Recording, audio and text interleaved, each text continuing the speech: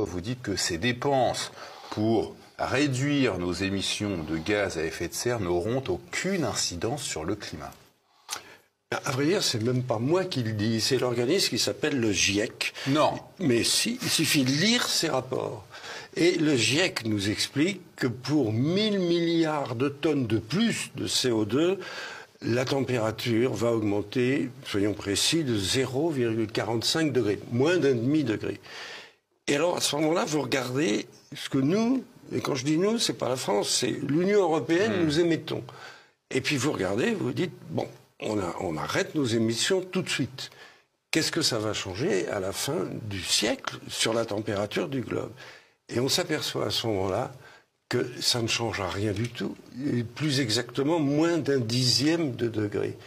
Parce que ce que nous émettons, c'est extrêmement peu de choses par rapport à la masse du CO2 qui existe déjà. Je vous donne simplement un chiffre.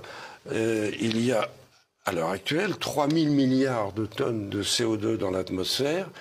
Nous, la France, ce qu'on émet, c'est beaucoup moins d'1 milliard. Donc, en réalité, augmenter un tout petit peu la masse du CO2 atmosphérique, ça ne change rien.